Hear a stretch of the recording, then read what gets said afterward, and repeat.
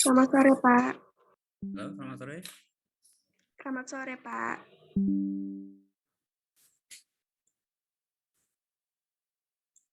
Halo, selamat sore.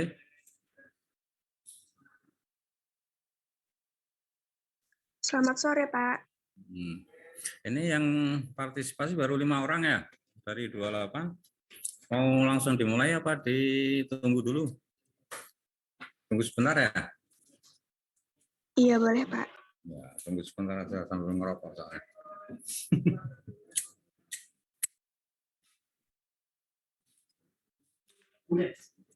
Oh, gitu.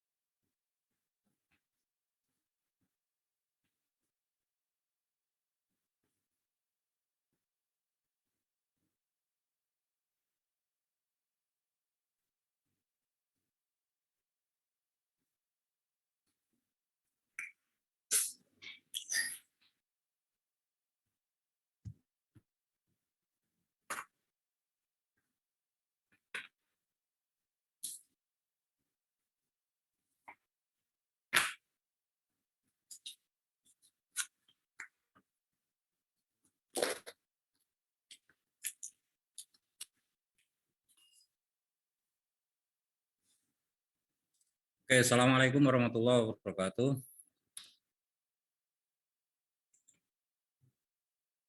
Halo, adik-adik semua.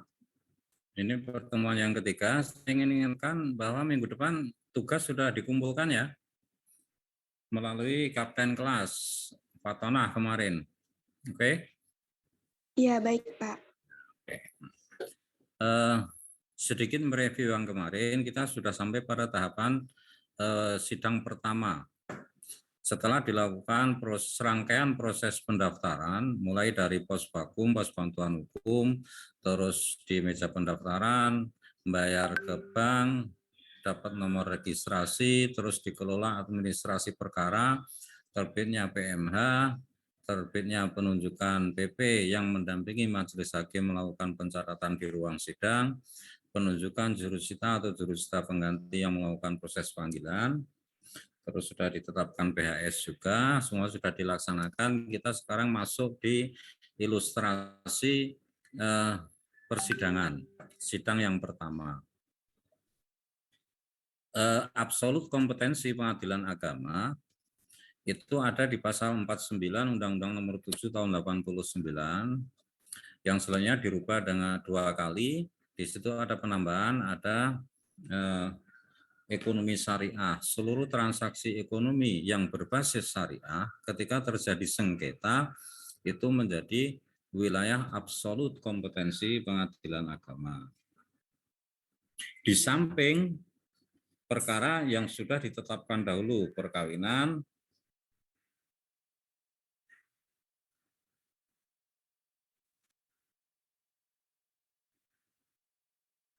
kewarisan,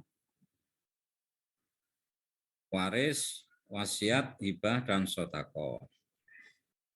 Nah, untuk perkara perkawinan, itu di samping cerai gugat yang diajukan oleh pihak perempuan, ada juga cerai talak yang diajukan oleh pihak laki-laki. Untuk cerai talak yang diajukan oleh pihak laki-laki, penyebutan pihaknya adalah pemohon dan termohon, tapi bukan perkara permohonan, tetap perkaranya adalah kodenya G, gugatan. Tetapi penyebutannya pihak laki-laki disebut pemohon, yang perempuan disebut termohon. Kalau cerai gugat, perceraian yang diajukan oleh perempuan, penyebutan pihaknya adalah penggugat dan tergugat. Di samping perkara perceraian, ada juga perkara permohonan. Permohonan wali amdol. Ketika salah seorang wanita mau menikah, salah satu rukun nikah itu harus ada wali, terus walinya mogok tidak mau bertindak sebagai wali, maka itu disebut wali amdol, mengajukan permohonan ke pengadilan agama, ditetapkan wali hakim, dan perkara-perkara yang lain. Nah, untuk perkara yang kontentius, yang sifatnya gugatan, itu beda dengan teknis pemeriksaannya beda dengan perkara permohonan. Perkara volunteer. Volunteer itu cirinya tidak ada pihak kecuali satu pemohon. Kalau kontentius itu ada penggugat, ada tergugat. Khusus untuk cerai talak sebutannya adalah pemohon dan termohon seperti yang tadi saya sampaikan.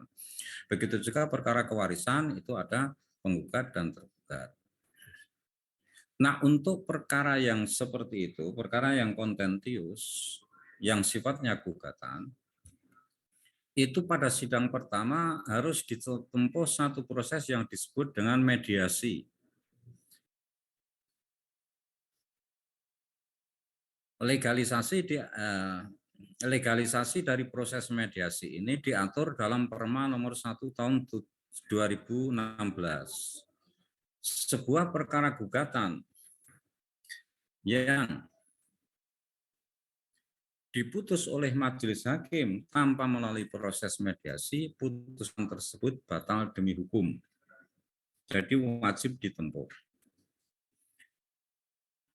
Mediasi bisa disimpangi ketika salah satu pihak tidak hadir, misalnya tergugat. Tergugat tidak hadir, tentu mediasi tidak dapat dilaksanakan. Tapi ketika para pihak penggugat dan tergugat hadir, wajib menempuh proses yang disebut dengan. Nah, dalam praktek pengadilan agama Sleman dan pengadilan agama yang lain, mediator itu mensyaratkan ada sertifikasi mediator. Di UGM juga dibuka. Pasca S1 ada pendidikan profesi namanya mediasi. Pendidikan mediasi. Saya nggak ngerti biayanya berapa. Tapi sekarang mediator itu menjadi satu unit mata kerja yang menarik, terutama ketika nanti para pihaknya sengketa antar perusahaan, sengketa antar rumah sakit dengan pasien dan sebagainya itu prospektif sekali. Nah, kembali kepada proses mediasi di pengadilan agama. Proses mediasi ini harus ditempuh pada saat sidang pertama sebelum pokok perkara diperiksa ketika para pihak hadir. Dalam praktek pengadilan agama, sebelum masuk praktek pengadilan agama sesuai dengan peraturan undang-undang, mediator adalah profesi yang bersertifikat, ada sertifikasi pendidikannya. Kalau di wilayah itu tidak ada mediator profesional, maka hakim meskipun belum bersertifikat mediator, secara ex officio karena jabatannya, hakim bisa berfungsi sebagai mediator.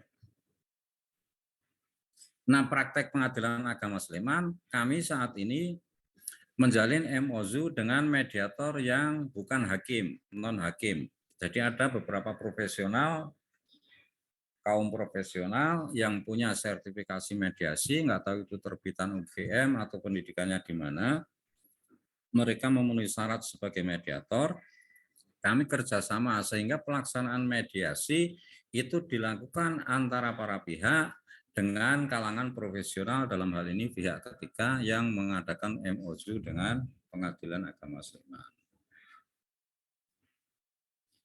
Nah, setelah batas waktu yang diberikan oleh peraturan untuk menempuh proses mediasi dilewati, proses mediasi ditempuh, untuk perkara perceraian, ketika mediasi itu berhasil, mereka nggak jadi cerai alias rukun, maka satu-satunya jalan perkara yang tadi didaftarkan, yang sudah terdaftar misalnya nomor 100 PDTG 2022 PA Sleman, Satu-satunya jalan ketika upaya perdamaian berhasil melalui proses mediasi, kembali rukun sebagai suami istri, maka perkara tersebut harus dicabut. Untuk perkara perceraian, saya ulangi, untuk perkara persunreh atau perceraian, ketika terjadi perdamaian pada proses mediasi, maka satu-satunya jalan perkara tersebut harus dicabut. Itu dicarat. Nah, untuk perkara kebendaan atau zakenreh, ketika terjadi perdamaian di tahapan mediasi, ada dua kemungkinan langkah yang bisa dilakukan. Yang pertama, perkara dicabut, seperti perkara perceraian. Yang kedua, risalah perdamaian disusun sedemikian rupa untuk dikukuhkan dalam putusan pengadilan agama, sehingga nanti terbit putusan perdamaian. Putusan perdamaian karena ada irah-irah demi keadilan berdasarkan ketuhanan yang Maha Esa, maka kesepakatan yang tertuang dalam akte perdamaian itu mempunyai nilai eksekutorial. Kalau salah satu pihak menyimpangi, tidak mau melaksanakan isi perdamaian, bisa dimintakan eksekusi ke pengadilan agama. Saya ulangi ya, karena ini penting, saya ulangi. Untuk perkara perceraian atau persunreh, ketika terjadi perdamaian pada tahap mediasi, satu-satunya jalan perkara tersebut harus dicabut. Untuk perkara kebendaan, ada dua jalan yang bisa ditempuh. Satu, dicabut, karena sudah terjadi perdamaian, tidak jadi berperkara di pengadilan agama. Atau yang kedua, klausul-klausul perdamaian itu dimintakan pengukuhan ke pengadilan agama untuk dijatuhkan putusan perdamaian. Dan putusan perdamaian, sekali lagi karena ada irah-irah demi keadilan berdasarkan ketuhanan yang Maha Esa, maka putusan perdamaian tersebut mengikat dan bersifat eksekutorial. Pengertian bersifat eksekutorial ketika para pihak melakukan penyimpangan, tidak memenuhi kesepakatan yang terumuskan dalam perdamaian, maka pihak yang dirugikan bisa mengajukan bantuan eksekusi ke pengadilan agama. Dan para pihak akan dilaksanakan putusan secara paksa dengan bantuan alat negara. Pengertian bantuan alat negara itu ya ada pengawalan polisi dan sebagainya. Misalnya dalam satu klausul perdamaian bahwa rumah beserta isinya diberikan kepada salah satu pihak, kepada penggugat misalnya. Dan tergugat harus meninggalkan rumah tersebut. Ketika tergugat menyimpangi klausul perdamaian, dia bisa dipaksa untuk keluar dari rumah tersebut. Eksekusi adalah pelaksanaan putusan secara paksa. Itu ketika terjadi proses berhasil damai di tingkat mediasi. Nah, kemungkinan kedua adalah mediasi tidak berhasil. Tidak tercapai perdamaian antara para pihak penggugat dan tergugat untuk menyelesaikan perkara secara damai, secara kekeluargaan. Maka perkara diteruskan berdasarkan laporan mediator bahwa proses mediasi sudah dilaksanakan dan tidak berhasil, maka sidang dilanjutkan pada tahapan berikutnya. Untuk perkara perceraian dimulai dengan pernyataan majelis hakim bahwa sidang dinyatakan tertutup untuk umum untuk perkara perceraian. Kenapa harus dinyatakan tertutup untuk umum? Pengertiannya tidak boleh ada pihak, ada orang selain pihak berperkara masuk ke ruang sidang. Karena ini persoalan yang menyangkut rahasia rumah tangga orang. Jadi sidangnya bersifat tertutup. Untuk perkara zakenreh, perkara kebendaan, sidang terbuka untuk umum, artinya siapapun bisa masuk ke ruang sidang. Tapi kalau sidang tertutup, selain pihak berperkara tidak boleh masuk ke ruang sidang, kecuali mahasiswa dalam kepentingan penelitian pembuktian keilmuan atas izin Ketua Pengadilan Agama. Itu bisa mengikuti proses persidangan. Sekali lagi, kenapa ada pembedaan tertutup dan terbuka? Yang tertutup itu karena ini menyangkut rahasia rumah tangga. Kemungkinan ada aib-aib yang tidak boleh diketahui oleh orang lain.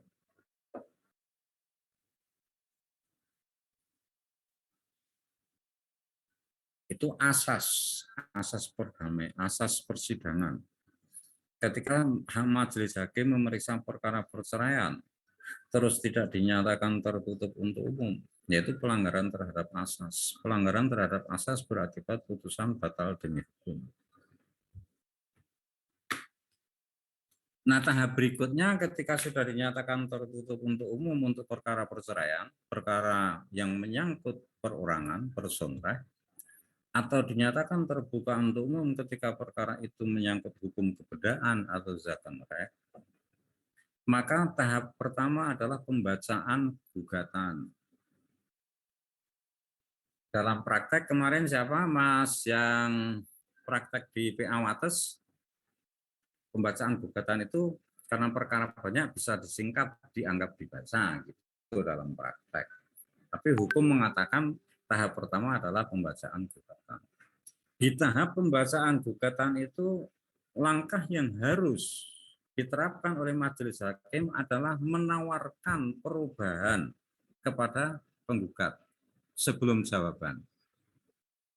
Apakah ada perubahan gugatan yang diajukan? Bisa menambah posita, meluruskan posita, bisa menambah petitum atau tuntutan, bisa mengurangi, dan sebagainya, dan sebagainya. Nah, setelah proses pembacaan gugatan selesai dengan tawaran perubahan, maka kesempatan berikutnya untuk mewujudkan prinsip equal before the law, keseimbangan perlakuan yang sama di depan hukum antara penggugat dan tergugat, maka kepada tergugat diberi kesempatan untuk mengajukan hak jawab dalam acara jawaban. Jawaban itu bisa disampaikan oleh tergugat dengan dua cara. Satu tertulis, yang kedua diajukan secara lisan. Ini biasanya hakim yang akan menghitung sisi psikologi para pihak. Ketika para pihaknya itu, mohon maaf, usia sudah tua, tingkat pendidikannya lulusan SD, datang ke pengadilan agama pakai sandal jepit, celana nggak disetrika, dan sebagainya, dan sebagainya. Kalau diberi kesempatan nyusun jawaban secara tertulis juga nanti macet di tengah jalan. Nah, biasanya untuk yang seperti itu, jawabannya diajukan secara lisan dengan cara dipandu oleh majelis hakim dalam bentuk pertanyaan. Saudara tergugat, gimana nih posita nomor 1? Penggugat menyampaikan dalil bahwa jenengan menikah tanggal sekian, sekian, sekian. Ya betul Pak, itu berarti mengakui. Menurut penggugat, mulai tahun perkawinan kesekian, rumah tangga jenengan goyah karena ada perselisihan pertengkaran, karena nafkah yang sampean berikan kurang misalnya gitu. Ada kemungkinan dalam jawaban itu bisa mengakui. Pengakuan itu ketika kita belajar hukum acara, ada pengakuan murni, ada pengakuan berklausula, ada pengakuan berkualifikasi. Itu nanti menyangkut teknis pembuktian. Kalau pengakuan murni berarti tidak perlu dibuktikan. Kalau pengakuan berklausula bagaimana? Kalau pengakuan berkualifikasi bagaimana? Nah, kalau pihaknya itu dipandang tingkat pendidikannya memadai, biasanya disarankan untuk menyusun jawaban dalam bentuk tertulis dan sidang ditunda dalam waktu yang patut sekitar 1 minggu, sehingga tergugat punya kesempatan mempersiapkan jawaban. Nah, dalam proses pengajuan jawaban, ada kemungkinan yang muncul. Kemungkinannya adalah tergugat mengajukan jawaban sekaligus mengajukan gugat balik atau rekonvensi. Jadi gugatan pokok perkara itu disebut konvensi, gugat balik disebut rekonvensi. Di banyak putusan itu ada yang memakai huruf V, ada yang memakai huruf P, itu tidak masalah. Konvensi, rekonvensi, konvensi, rekonvensi, tidak masalah. Yang penting satu putusan itu seragam penulisannya. Kalau mau pakai P, ya P semua. Kalau mau pakai V, ya V semua. Nah, gugat balik itu berdasarkan pasal 132 HIR sebagai sumber hukum acara yang juga berlaku di Pengadilan Agama wilayah Jawa dan Madura, itu harus diajukan pada saat jawaban. Saya ulangi, gugat balik atau rekonvensi yang menjadi hak tergugat itu bisa diajukan berdasarkan pasal 132 HIR, diajukan pada saat jawaban. Ada dua jurisprudensi penting terkait dengan waktu pengajuan gugat balik. Ada yang mengartikan jawaban itu adalah jawaban pertama. Ada yang mengartikan diajukan pada saat jawaban adalah ketika tahap masih ada dalam jawab-menjawab. Jadi kan ada gugatan, ada jawaban, nanti ada replik, menanggapi jawaban dari tergugat, terus ada duplik, menanggapi replik dari penggugat. Nah, sepanjang masih dalam tahap jawab-menjawab, entah itu di tahapan jawaban pertama, entah itu di tahapan replik atau duplik, itu masih bisa diajukan gugat balik. Meskipun ada dua jurisprudensi, tapi yang cenderung diberlakukan adalah jurisprudensi yang menyatakan bahwa sepanjang pemeriksaan perkara masih dalam tahap jawab-menjawab, maka tergugat masih terbuka peluang dan hak untuk mengajukan gugat balik atau rekonvensi.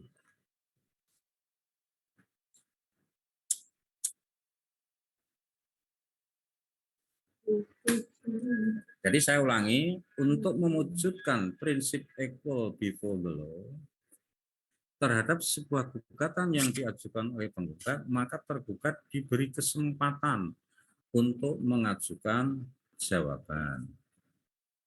Terhadap jawaban itu nanti ada tahapan replik. Ada tahapan replik yang merupakan tanggapan terhadap jawaban yang diajukan tergugat. Nah, karena penggugat diberi kesempatan 2 kali mengajukan gugatan dan replik, maka perlakuan yang sama di depan hukum juga harus diberikan kepada pihak tergugat. Maka ada tahapan duplik. Jadi tergugat mengajukan jawaban dan duplik sama-sama 2 kali. Tuh. Nah, ketika ada rekonvensi, karena rekonvensi itu muncul dari pihak tergugat, maka misalnya sekarang gugatan dibacakan, minggu depan jawaban beserta gugat balik. Minggu berikutnya lagi penggugat mengajukan replik atau tanggapan terhadap jawaban, itu kan di pokok perkara. Tapi untuk gugat baliknya kan penggugat menjadi tergugat dalam materi gugat balik. Maka sebutannya ketika ada rekonvensi, penggugat dalam pokok perkara garis miring tergugat rekonvensi. Nanti yang tergugat konvensi garis miring penggugat rekonvensi. Nah, pada saat replik atau tanggapan terhadap jawaban itu sekaligus penggugat dalam kedudukan sebagai tergugat rekonvensi, dia juga mengajukan jawaban. Begitu juga dalam duplik. Di pokok perkara adalah duplik, tapi di materi rekonvensi merupakan replik dalam rekonvensi. Nah, di sini ada kesempatan lagi yang diberikan pada tergugat rekonvensi untuk menyampaikan duplik dalam rekonvensi.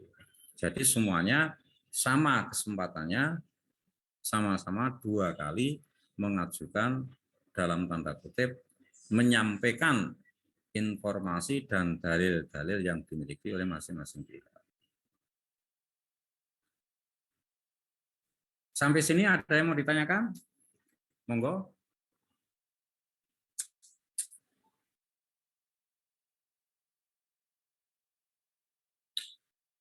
Halo?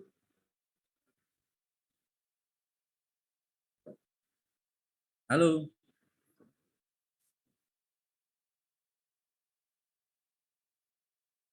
Ada yang mau ditanyakan sampai sini? Sampai tahap jawab-menjawab?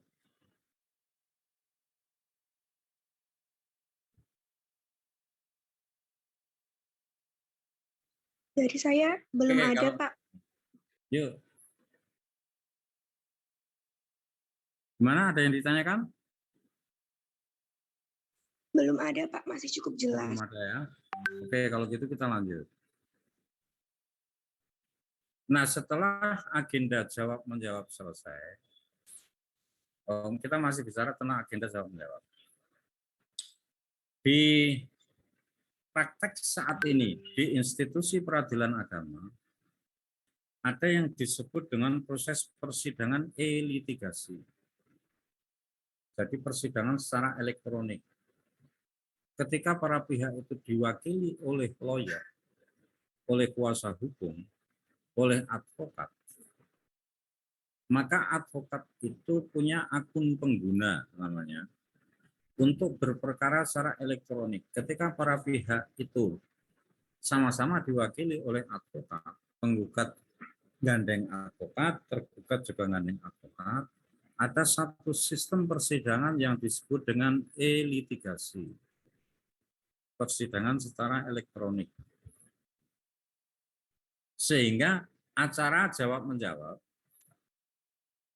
jawaban, replik, dan duplik itu tidak perlu datang ke ruang sidang pengadilan agama, tapi cukup dikirim melalui email. Keuntungan dari inovasi yang digagas oleh Direktorat Jenderal Badan Peradilan Agama, pertama menghemat biaya, kedua tidak perlu para pihak datang ke ruang sidang antri berjubel, ketiga waktu bisa dipersingkat. Karena jadwal sidang itu kan terstruktur seminggu sekali. Misalnya saya sidang hari Rabu, itu nanti penundanya juga selalu hari Rabu, hari Rabu, hari Rabu. Nah, ketika persidangan itu secara elektronik, jawaban disampaikan melalui elektronik, melalui email, nanti replik juga melalui email, duplik melalui email, itu waktu bisa dipersingkat. Kan ada tahapan jawaban, ada tahapan replik, tahapan duplik. Minimal 3 minggu kalau dilakukan secara manual. Tapi kalau dilakukan secara elektronik bisa dipersingkat menjadi 1 minggu. Jadi cukup ditunda 2 hari untuk jawaban. Misalnya sidang hari Rabu, hari Jumat maksimal jam 11 jawaban harus sudah terkirim melalui email yang disediakan kotak emailnya oleh pengadilan agama khusus untuk e-litigasi. Begitu juga repliknya tidak harus di hari Rabu, mungkin hari Seninnya jam 12 harus sudah masuk di email pengadilan agama yang hakim hanya sekedar menverifikasi. Ketika email dalam bentuk jawaban atau replik atau duplik yang disampaikan oleh lawyer, oleh advokat yang mendampingi para pihak berperkara, hakim tinggal mengklik menverifikasi. Ketika hakim sudah melakukan proses verifikasi, pihak lawan bisa mengunduh melalui sistem aplikasi e-litigasi, para pihak bisa langsung mengunduh dan mempelajari apa materi yang disampaikan dalam jawaban, apa materi yang disampaikan dalam replik, apa materi yang disampaikan dalam duplik. Sehingga Senin nanti replik, Rabu bisa duplik. Sehingga jawab-menjawab yang biasanya 4 minggu, 3 minggu sampai 4 minggu, itu bisa bersingkat menjadi 1 minggu. Sehingga prinsip peradilan sederhana, cepat, dan biaya ringan itu bisa dimaksimalkan dengan inovasi yang digagas oleh bapak-bapak di Jakarta dalam bentuk proses persidangan secara elektronik atau e-litigasi. Sehingga para pihak tidak perlu datang ke pengadilan. Oke, sampai sini ya. Terus berikutnya ketika jawab-menjawab sudah selesai adalah agendanya pembuktian. Pembuktiannya diberikan hak yang sama antara penggugat dan dengan tergugat. kesempatannya diberikan sama persis. Kita kembali pada pengetahuan hukum acara. Alat bukti itu ada pengakuan, ada bukti surat, ada bukti saksi, ada nanti persangkaan hakim, persangkaan juga dibagi dengan sedemikian rupa, ada sumpah, kan gitu. Nah, biasanya dalam perkara perceraian, alat buktinya adalah alat bukti tertulis dan saksi-saksi. Kesempatan yang diberikan dimulai dari pihak penggugat. Penggugat diberi kesempatan untuk mengajukan alat bukti sepuas-puasnya. Alat bukti surat apa saja yang mau diajukan dipersilahkan. Berapa orang saksi yang mau diajukan dipersilahkan. Begitu kesempatan pembuktian dari pihak gugat selesai, maka kesempatan yang sama persis diberikan kepada pihak tergugat. Pihak tergugat mau mengajukan alat bukti apapun dipersilahkan. Mau mengajukan alat bukti saksi berapapun dipersilahkan. Nah, kita akan bicara tentang pembuktian.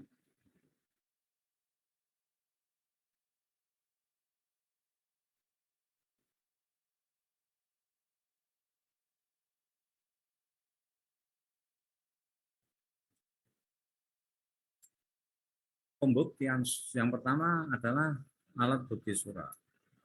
Saya perlu mereview tentang bobot dan nilai pembuktian alat masing-masing alat bukti atau tidak, atau semua sudah hafal karena ini materi hukum acara perdata 1 dan 2.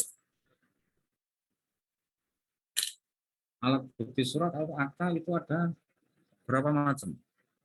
Ada akta bawah tangan, ada akta otentik, ada saksi, ada prinsip-prinsip yang masih diingat semua, ada unus testis, nulus testis, ada syarat formil kesaksian, ada syarat material kesaksian, persangkaan juga persangkaan karena hukum, terus sumpah juga ada sumpah pelengkap, ada sumpah pemutus. Kita mau mereview teori-teori tentang alat bukti. Halo? Boleh Pak, Tadi boleh saya- kalau misalnya mau Hah? direview dan Perlu boleh kalau direview ya? misalnya mau direview dan perbedaannya dengan hukum acara yang biasa Pak, alat buktinya. Perbedaan alat bukti di HAPER biasa dengan di peradilan agama Pak. Mungkin bisa dijelaskan Oh, kembali. Terima kasih. kalau secara umum, pasal 54 Undang-Undang Nomor 7 Tahun 89, hukum acara yang berlaku di pengadilan agama adalah hukum acara yang berlaku di peradilan umum. Jadi sama persis, alat bukti perdata juga berlaku sama persis. Untuk Jawa dan Madura berlaku HIR, untuk luar Jawa berlaku RBG, sama persis. Alat bukti di wilayah perdata adalah alat bukti surat, alat bukti saksi, alat bukti persangkaan, alat bukti sumpah, dan pengakuan. Pengakuan juga terbagi-bagi, ada pengakuan murni, ada pengakuan berklausula, ada pengakuan berkualifikasi, dan sebagainya, dan sebagainya. Nanti kita review lagi ya itu ya, untuk menyegarkan ingatan semuanya ya. Halo? Baik Pak, iya Pak. Oke. Untuk hari ini karena barengan saya harus Zoom dengan Mahkamah Agung, ada proses eksaminasi ke semua hakim di seluruh Indonesia, maka ini masih ada waktu 15 menit. Saya minta izin untuk review pembuktian dan tahapan dalam praktek di pengadilan agama kita bicarakan pada pertemuan minggu depan. Sepakat? Kalau saya jadi mahasiswa dulu, setiap kali dosen minta jam toleransi itu paling seneng. Oke, sepakat? Iya Pak, sepakat Pak. Iya. Saya ingatkan minggu depan gimana Kapten kelas B cara menyampaikan, mau pakai email atau datang ke pengadilan? Kalau mau datang ke pengadilan, ajak kawan. nanti kemungkinan di pertemuan terakhir saya beri kesempatan untuk melihat praktek secara langsung di pengadilan agama. Nanti saya koordinasi dengan kelas A yang diasuh oleh Dr. Yudi Moga. Sehingga sampean tidak sekedar bayang-bayang, tapi melihat langsung. Alokasikan waktu 1 hari, nanti kita praktek langsung di pengadilan agama. Bagaimana proses pendaftaran, bagaimana proses perjalanan administrasi perkara sampai sidang. Kalau ada waktu nanti saya izinkan untuk masuk ke ruang sidang. Sepakat? Boleh, Pak. Gimana? Boleh. Sepakat, Pak. Ya, kita nanti diagendakan di pertemuan terakhir ya. Pertemuan terakhir tidak melalui Zoom, tapi kita ketemu fisik di darat nanti di Pengadilan Agama Sleman. Nanti saya yang mengkoordinasikan izin ketua, saya yang mengkoordinasikan dengan kelompok kelas A lewat dosen pengampunya, Dr. Yudi, dan nanti bersama-sama kita akan melihat secara langsung. Dan kesempatan bagi kawan-kawan mahasiswa yang laki-laki melihat calon janda-janda yang barangkali ada yang cantik. Ya enggak? Oke, gitu. Hari ini kita cukupkan sekian ya. Iya Pak, Pak izin menjawab tadi untuk pengumpulan tugasnya akan kami kirimkan melalui email, nanti dikoordinasi oleh Mbak Fatonah. Jadi mohon izin untuk mengumumkan email saja Pak. Ya, sip. Kita sepakati minggu depan ya. Tapi kalau Senin sudah bisa dikirim nggak apa-apa. Ya. Hari ini dari 28 peserta yang ikut berpartisipasi ada 15. Tapi saya nggak hafal. Dan ya tingkat kehadiran apakah itu menjadi bagian dari SOP penilaian saya nggak ngerti. Tapi saya jamin karena PLKH ini kan mata kuliah yang wajib mendapat nilai A. Ya. Sehingga begitu lulus dari UGM, Anda sudah punya bayangan untuk berpraktek di pengadilan agama. Termasuk kalau mau melanjutkan pendidikan profesi mediasi, sekali lagi mediasi adalah wilayah pekerjaan yang saat ini sangat prospektif. Kalau mediasi di tingkat pengadilan agama, mohon maaf, orang mau cerai di mediasi honornya 100.000. Tapi kalau sampean dapat klien yang berhasil sampai mediasikan antar perusahaan, misalnya hak merek, itu bisa biaya kuliah 4 tahun tertutupi oleh satu perkara itu. Itu profesi yang sangat menjanjikan.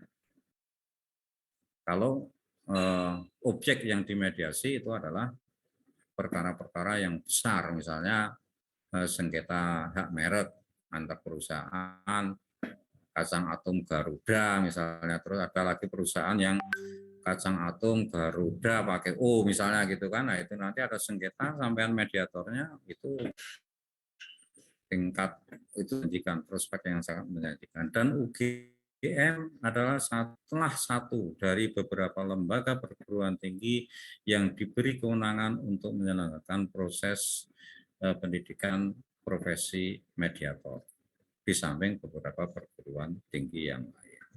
Itu nanti bisa dilihat praktek mediasinya di pengadilan agama. Oke, gitu kurang lebihnya adik-adik, minta maaf ya. Kita cukupkan sekian. Selamat sore. Assalamualaikum warahmatullahi wabarakatuh. Waalaikumsalam warahmatullahi wabarakatuh. Terima kasih Pak. Yuk. Terima kasih Pak.